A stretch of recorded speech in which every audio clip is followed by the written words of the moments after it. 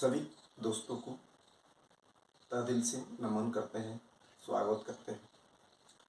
आज जो job vacancy के ऊपर मैं बात करने वाला हूँ, जो गवर्नमेंट का वैकेंसी है, सभी को इच्छा है बहुत अच्छा संस्था में नौकरी करने का। आज का जो हमारा सेक्टर है वो है बैंकिंग सेक्टर। लेकिन दोस्तों सभी को पता है टू टाइप्स ऑफ बैंक होता है, एक गवर्नमेंट अंडरटेकिंग बैंक है और एक प्राइवेट बैंक है। एक RBI reserve bank of India के अंडर में होता है। ऐसा बहुत बैंक है जो हर साल कुछ पोस्ट का वैकेंसी निकलता है और बहुत ऐसा बैंक है 2 साल 3 साल में वैकेंसी निकलता है। आज का मेरा जो टॉपिक मैंने रखा हूँ, बैंकिंग सेक्टर में हर साल जिस संस्था का कुछ ना कुछ पोस्ट निकलता है उसी के ऊपर टॉपिक में बात करने वाला हूँ। जो ऐसा नहीं है जो पीएनबी हर साल वैकेंसी निकाले, एसबीआई हर साल वैकेंसी निकाले, आरबी बैंक ऑफ बड़ौदा हर साल वैकेंसी निकाले, ऐसा नहीं। कुछ ऐसा पोस्ट होता है बैंकिंग सेक्टर के अंदर जो हर साल वैकेंसी निकलता है। नॉर्मली फरवरी मार्च अप्रैल महीने में इस सब का वैकेंसी ज़्यादा से ज़्यादा देखने मिलता है। टॉप 5 जो बैंकिंग सेक्टर का जो वैकेंसी है, टॉप 5 ऑल इंडिया में टॉप 5 जो बैंकिंग सेक्टर का वैकेंसी है उसके बारे में मैं आज चर्चा करने वाला हूँ। दोस्तों मेरा पास ये टॉप 5 है, तो और भी ज़्यादा होगा, टॉप 10 हो सकता है, लेकिन मेरा पास अभी टॉप 5 है। जो ये टॉप 5 बैंकिंग है जो हर साल इसका वैकेंसी निकलता है। स्टेप बाय स्टेप में जो टॉप 5 को रखा हूँ, क्वालिफिकेशन में मिनिमम है वो भी मैं बताऊंगा। एज लिमिट क्या होता है, कहाँ से पता लगेगा, क्या एग्जाम फीस रहता है, कितना एग्जाम होता है, पूरा स्टेप बाय स्टेप बताऊंगा। साथ साथ उसको बताऊंगा मैं उसका सिलेबस क्या होता है। थोड़ा दोस्तों लास्ट तक जरूर देखते रहिए तो आपको पूरा पता लग जाएगा इसका कौन सा सिलेबस है जो 2-3 बार कंटिन्यू स्टडी करने से आपका सक्सेस 100% आएगा। उसी को चीज में मैं बात कर रहा हूं। दोस्तों ये आपके सामने दिख रहा है बैंक, इसका 3 सेक्टर होता है। RBI.org.in, मैं वेबसाइट का बात कर रहा हूं, यहां जाके भी आप जानकारी ले सकते हो किसी भी बैंक के बारे में। www.rbi.org.in व www.ibps institute of banking professional selection जो एक संस्था होता है जो बैंकिंग का जो कुछ पोस्ट है उस एग्जाम कराती है। IBPS institute of banking professional selection, उसका थ्रू जाके भी आप पता कर सकते हो। दूसरा नंबर होता है www.sbi.co.in। ये 3 जो बैंकिंग सेक्टर का मेन फंडा है, आरबीआई, IBPS, SBI, इसमें से आप किसी भी वेबसाइट पे जाके उस कंपनी के बारे में डिटेल्स जानकारी ले सकते हो। जो IBPS है इसके अंदर 11 बैंकिंग सेक्टर जुड़े हुए हैं, 11 बैंकिंग सेक्टर जुड़े हैं IBPS के अंदर। जो भी उसमें वैकेंसी होगा तो वो IBPS का थ्रू ही होगा। SBI कभी कभी डायरेक्ट करा लेता है और सभी का मेन है वो है RBI। सबसे पहला जो है वो है RBI, क्या है, ऑफिस अटेंडेंट। जैसा ऑफिस अटेंडेंट का काम होता है कुछ चीज को टाइप करना, ऑफिशियल जितना भी डॉक्यूमेंट है, डेटा एंट्री, फाइल को इधर से उधर ले जाना, एज ए क्लर्क, वो सबसे ज्यादा जरूरत पड़ता है कोई भी बैंक के लिए। वो टेक्निकल भी हो सकता है, नॉन टेक्निकल भी हो सकता है, नॉर्मल हो सकता है, उसको डिटेल्स बात कर रहा हूं। पोस्ट है जो आपका डेजिग्नेशन रहेगा वो रहेगा ऑफिस अटेंडेंट। ये गवर्नमेंट का पोस्ट है, ये कोई ठेकेदार का नहीं है, गवर्नमेंट है। इसका जो स्टेप होता है वो भी 3 स्टेप में ही होता है। पहले प्रिलिमिनरी टेस्ट होगा, उसके बाद आपका सेकेंड स्टेज मेन टेस्ट होगा, उसके बाद इंटरव्यू व मॉक टेस्ट होगा, वो आपका फाइनल स्टेज है। इसमें भी 3 स्टेज है। इसका एज लिमिट का बात करें 18 से 25 के बीच में आपका ये एज होना चाहिए। इसका क्वालिफिकेशन मिनिमम है वो है 10th पास। कोई भी सब्जेक्ट में ऑल इंडिया के अंदर ऑल स्टेट आप 10th पास है। ऑफिस अटेंडेंट पोस्ट के लिए आप एलिजिबल है। इसमें एग्जाम फीस लिया जाता है अनरिजर्व के लिए 450 रुपीज और रिजर्व के लिए ओनली 50 रुपीज। सैलरी की बात करें, पोस्ट अटेंडर है लेकिन सैलरी काफी अच्छा है, 23,000 से लेकर 30,000 के बीच में इसका सैलरी होता है। दोस्तों ये आरबीआई ऑफिस अटेंडेंट 10th पास, मिनिमम क्वालिफिकेशन है वो 10th पास है, बहुत अच्छा अपॉर्चुनिटी है। एज लिमिट की बात करें 18 से 25 के बीच में, इसको आपको पूरा जानकारी मिलेगा rbi.org.in में। सेकंड जो हमारे लिए रखा है, मैं जो मेरा हिसाब से जो सेकंड है वो है IBPS क्लर्क सबसे ज्यादा जरूरत है और हर साल वैकेंसी निकलता है। अभी वैकेंसी निकला हुआ है फरवरी में, मार्च में, अब उसको काफी पोस्ट है, आप उसको जरूर देख सकते हैं। आपको देखना है ibps.in में, www.ibps.in, वहां जाते बराबर आपका इसका पूरा डिटेल्स मिल जाएगा। सिलेक्शन प्रोसेस 3 है, प्रिलिमिनरी टेस्ट होगा, मेन टेस्ट होगा, उसके बाद इंटरव्यू पर मॉक टेस्ट होगा। एज लिमिट 20 से 28 के बीच में होगा, एज लिमिट जो है आपका 20 से 28 के बीच में। इसके लिए जरूर आपको ग्रेजुएशन होना चाहिए किसी भी सब्जेक्ट में, कॉमर्स, आर्ट्स, साइंस, बायोलॉजी, जो भी है आपका ग्रेजुएशन है, से इंजीनियरिंग का हो, नॉन इंजीनियरिंग का हो, आपका ग्रेजुएशन है और कंप्यूटर में सर्टिफिकेट है, कंप्यूटर में आपका नॉलेज है, आप एलिजिबल है इस पोस्ट के लिए, आईबीपीएस क्लर्क के लिए।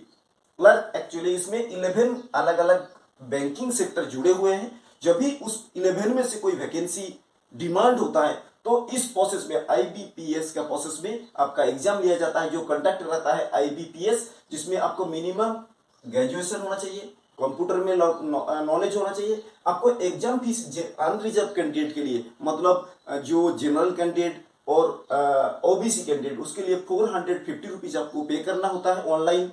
उसके बाद आपका रिजर्व कैंडिडेट के लिए SC ST फिजिकल हैंडीकैप, उसके लिए ओनली 50 रुपीज पे करना होता है। और डिटेल्स जानकारी आपको साइट पे मिल जाएगा। तीसरा नंबर जो हमारा है आरबीआई असिस्टेंट। आरबीआई असिस्टेंट का जो प्रोसेस है वो एग्जाम प्रोसेस सेम है, 3 स्टेप में होना है। एज लिमिट 20 से 28 के बीच में होता है, इसमें भी ग्रेजुएशन है। सिर्फ डिफरेंस इतना है, आरबीआई असिस्टेंट के लिए जो बैंकिंग सेक्टर में जो असिस्ट करता है, मिनिमम ग्रेजुएशन में आपका 50% होना चाहिए। 50% है आपका ग्रेजुएशन में, लेकिन आगे वाला जो मैंने बताया आरबीआई क्लर्क, उसमें कोई क्राइटेरिया नहीं है 50%, 30%, 40%। लेकिन जो आरबीआई असिस्टेंट है उसमें मिनिमम क्राइटेरिया आपका है ग्रेजुएशन होना चाहिए किसी भी सब्जेक्ट, कॉमर्स हो, arts, science, engineering, non engineering, लेकिन 50% मिनिमम मार्क होना चाहिए। इसमें एग्जाम फीस वही प्रोसेस है, अनरिजर्व के लिए 450, रिजर्व के लिए 50, ओनली 50। सैलरी इसमें बहुत काफी अच्छा है, अप्रोक्स शुरुआत होता है 36,000 से। जो सैलरी है आरबीआई असिस्टेंट वो 36,000 से शुरू होता है। इसके बाद नेक्स्ट जो हमारा कैटेगरी है, 4 नंबर कैटेगरी हमने जिसको रखा है मेरे को नजर में, वो है आईबीपीएस आरआरबी। आरआरबी का मतलब होता है, ये रिजर्व बैंक नहीं है, इसका नाम है regional rural banking. Regional rural banking, ये जो रूरल एरिया का है, रूरल एरिया में जब कोई वैकेंसी होता है तो उसको रिजर्व करने के लिए ये प्रोसेस है, IBPS RRB regional rural bank, rural area का के लिए वैकेंसी है। प्रोसेस 3 स्टेप में है, एज लिमिट 20 से 30 के बीच में है, 20 से 30 के बीच में एज लिमिट। क्वालिफिकेशन ग्रेजुएशन होना चाहिए किसी भी सब्जेक्ट में, साथ साथ कंप्यूटर में नॉलेज होना चाहिए। एग्जाम फीस दोस्तों, यहाँ एग्जाम फीस थोड़ा सा अलग है, रूरल एरिया के लिए 850, अनरिजर्व कैंडिडेट के लिए 850 अनरिजर्व कैंडिडेट के लिए, और रिजर्व कैंडिडेट के लिए 175 रिजर्व कैंडिडेट के लिए, अनरिजर्व कैंडिडेट के लिए 850। बहुत अच्छा अपॉर्चुनिटी है रूरल एरिया के लिए। इसका जो सैलरी है, स्टार्टिंग सैलरी 25 से 30,000 के बीच में आपको देखने मिलेगा। 20 प्लस माइनस हो सकता है, लेकिन अप्रोक्स इसका पूरा डिटेल्स जो है वो आपको आईबीपीएस का साइट पे पूरा डिटेल्स जानकारी मिल जाएगा। लेकिन अप्रोक्स जो सैलरी इसका ग्रॉस बनता है 25,000 से 30,000 के बीच में है। इसके बाद मैं 5 नंबर पे जो रखा हूँ वो कॉमन है। जब आईबीपीएस वैकेंसी पूरा नहीं कर पाता है तो एसबीआई खुद उसका एग्जाम कंडक्ट कराती है। एसबीआई पीओ, प्रिलिमिनरी ऑफिसर व क्लार्क, ये दो पोस्ट जो आईबीपीएस छोड़ के, आईबीपीएस ऐसा एसबीआई से जुड़े नहीं है, एसबीआई छोड़ के बाकी बैंकिंग आईबीपीएस कंडक्ट कराती है, लेकिन एसबीआई खुद उसका प्रोसेस शुरू करता है। एसबीआई पीओ, पीओ मतलब है प्रोबेशनरी ऑफिसर व क्लार्क, ये दोनों पोस्ट के लिए स्टेप 3 यूज करना होता है। हर टाइम आपका स्टेप 3 है। इसमें एज लिमिट 21 से 30 के बीच में रहता है। क्वालिफिकेशन ग्रेजुएशन होना चाहिए। लेकिन दोस्तों यहाँ एक कंडीशन लगा हुआ है, जो एसबीआई पीओ जनरल कैंडिडेट है तो सिर्फ 4 टाइम अटेंड कर सकता है। 4 टाइम जनरल कैंडिडेट है, अनरिजर्व कैंडिडेट है, इसमें सिर्फ अप्लाई कर सकता है 4 टाइम। और ओबीसी कैंडिडेट है वो 7 टाइम अटेंड कर सकता है, 7 टाइम से ज्यादा नहीं है। दूसरा नंबर, और एससी एसटी कैंडिडेट है तो उसके लिए अनलिमिटेड ऑप्शन है। एसबीआई पीओ व क्लार्क, ये एसबीआई जो है State Bank of India direct process conduct कराती है, जिसमें 3 स्टेप है। Preliminary test, main test, interview, ये तीनों प्रोसेस होता है। एज लिमिट 30 मैक्सिमम है। जनरल के लिए 4 टाइम अटेंड है, ओबीसी के लिए 7 टाइम अटेंड है, एससी एसटी के फिजिकल हैंडिकैप के लिए अनलिमिटेड अटेंड है। ये बात दोस्तों मैं सिलेबस का थोड़ा बात कर लेता हूँ। ये सभी का कॉमन सिलेबस है, थोड़ा बहुत 10% आगे पीछे होता है, नहीं तो इसका सभी कॉमन सेस है। जो ये जो 6 सब्जेक्ट है मैंने आपको बता रहा हूँ, जो साइड में देख रखा है मैंने, जो आरबीआई का साइड देखा, आईबीपीएस का साइड देखा, एसबीआई का साइड देखा, वो साइड से ये चीज मेरे को कॉमन मिला, वो कॉमन चीज बता रहा हूँ। थोड़ा बहुत 1-2 सब्जेक्ट आगे पीछे हो सकता है, लेकिन मेन जो है इंग्लिश, आपको इंग्लिश अच्छे आना चाहिए, राइटिंग भी होना चाहिए, स्पोकन भी होना चाहिए, रीजनल ये भी होना चाहिए। इसके बाद मैथमेटिक्स एप्टीट्यूड जो है मैथमेटिक्स है ये आना चाहिए। शुरुआत कर देना, जिसको बैंकिंग सेक्टर में जाना है अभी से शुरू कर देना चाहिए। कंप्यूटर नॉलेज होना चाहिए, एक सर्टिफिकेट होना चाहिए।